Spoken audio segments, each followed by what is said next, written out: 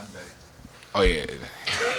How special was that for you? It was very special. I mean, just seeing that my teammates showing how much they care for me and just recognizing that day for me was a big day. So it was called a rebirth day from the day I had collapsed. So that's why everybody thought it was my birthday that day, but it was just a little rebirth. Yeah. Can you take us through? I mean, Um, so Coach Urich, he had texted me and said he had to show me some clips, and I thought I was about to watch film. And then he took me upstairs, acted like he was getting on his iPad, it was like his connection mess. I mean, it wasn't working. I'm like, you're not connected to the Wi-Fi.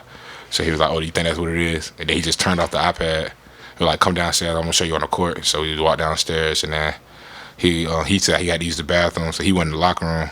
And I was like, all right. So I was on the court. And he told me to come on. And I went in there, and then everybody was just in there. That's when Coach Tane started the happy birthday, and then they had the film I had posted on my Instagram. They had showed me that in front of everybody. So, and that was the end of that. We had food and some sweets, some lemon cake. It's a real good dessert. Yeah. Keyontae, they did a really good job of doubling you early in the game. It seemed like there's some chirping from the bench that got your attention. And I mean, what changed for you? Coach, I would say Coach Perry and Coach Tane, they just told me they want me to drive and they trying to double me when I go baseline and stuff like that. So when I was driving, I just told the guys to, when I get catching in the post or anything, just start cutting right away. Don't like wait till I make a move. And then I think the first time we did that through it, Nae'Qwan, he got the dunk, and then that's when everything just started opening back up, and the game just got slower for me. Keyontae, is that part of your nature to allow the game to come to you? You showed a lot of patience tonight. Yes, I mean, in the beginning, I feel like I was rushing, just trying to force things, just adrenaline running. I'm real close, like the Nebraska guys, and my parents there at the game, so just trying to do too much. But after a while, once like the first 5 minutes started settling in, I just started getting back to my normal self and just playing how I play. Nae'Qwan, you came out of that timeout with just a 9-point lead and hit a corner three. What did you think that did for the momentum that you guys had going into those closing minutes? I felt that we needed a score. It was like at a certain point in time we wasn't scoring for a while, and I think it was Desi that drove. I think it was Desi drove and kicked out, and just say yeah, it's going up. Nae'Qwan, tonight you and David both, I should say, went up against Derek Walker, bigger guy, thicker guy. Do you kind of feel like you guys were the ones out there who were kind of making him adjust to your game? Yeah, most definitely. I feel like we got him frustrated in the first half. He was getting a lot of fouls, so I feel like me and David most definitely did. I feel like you guys kind of bring that mismatch edge to where that can happen consistently if you happen to go up against true centers like that. Yes, sir. For both of you guys, how much more energy do you guys play with when you're throwing down dunks at the rate you guys were in the first half? I say the crowd. Once we hear the crowd, it just give us more energy. Just gives the game more excitement. I mean, a lot of people came out to come see us, so best thing we could do is just have fun out there and then get a crowd what they want to see. Did it feel like a home game to you guys? Were you surprised? Oh yeah, no, definitely. The crowd, and what was your, I guess, initial reaction when you run out of the tunnel and you see all the purple? From my past experience, when I was at Florida, we played in Tampa, Florida, and we didn't have really that many Florida fans in there. So just seeing the whole stadium Florida with K-State fans, it was definitely eye-opening. Yeah. I think we got the best fans in the country. So. Nae'Qwan, was there a game that was comparable to this as far as physicality nature this season? Probably LSU. LSU, that was a physical game. That was about it. Maybe Butler, a little bit. But I feel like LSU, that was probably the most physical game that we played so far. Is this a good test at this point in the season, just short of the Big 12, of having a physical game like this?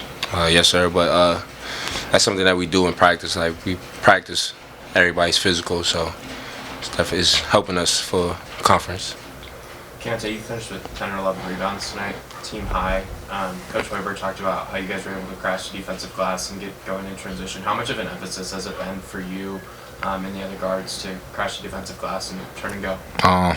Well, sample Coach Tane, he tell who he wants to crash, and if we don't, we get subbed. So you just got to keep going out there, just try to crash. So I just try to keep going every possession. The shot go up, just at least get in the paint where I can get myself a better chance to rebound, and just try to get extra opportunities for second chance points or defensive rebound to push the break. And as a team, for both of you, are you guys more comfortable playing in a transition up and down kind of style offensively? Yeah, I mean, I feel like we showed it today. I mean, after a while, we started turning the ball over, just being careless. But I feel like when we get out on fast break, it helps us just lock in more on defense because we want to get more steals and just go out. And then it's just having fun. Like, we all was having fun when we was going up real big, so.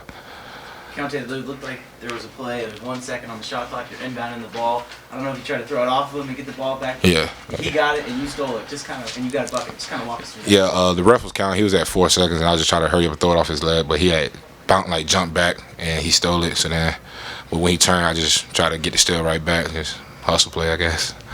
Nae'Qwan, what are you looking for when you're getting the ball at the three-point line and trying to deciding between putting up the three or attacking the closeout there? Really just how the defender is coming out. If he's closing out hard, then I drive, or he's playing back, then I just shoot it. You feel comfortable in both of that? Yes, sir. Would you say that when you have that moment of decisiveness, if you should shoot or if you should drive, is there any part of you that wants to get physical or wants to take a three? Like, if you had to choose, which one would you feel more comfortable? I say get to the basket. I like to dunk. So, yeah. So, I would prefer to get to the basket, but if the shot's there, then definitely shoot it. Nae'Qwan, how special was Monday for you guys, man? Just trying to, being able to be there for Key and being able to celebrate his rebirth. It was very special. I feel like the entire world saw what happened to him that day, and for him to be here with us now is, I guess, just a miracle. You know what I mean? So, definitely very special. And that's my roommate too, so that's my guy. All right. Nae'Qwan, we saw your coach kind of dancing at the end of the game there.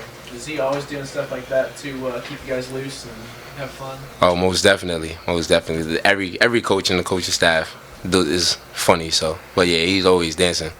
He's always dancing. Who has the best dance moves on the staff?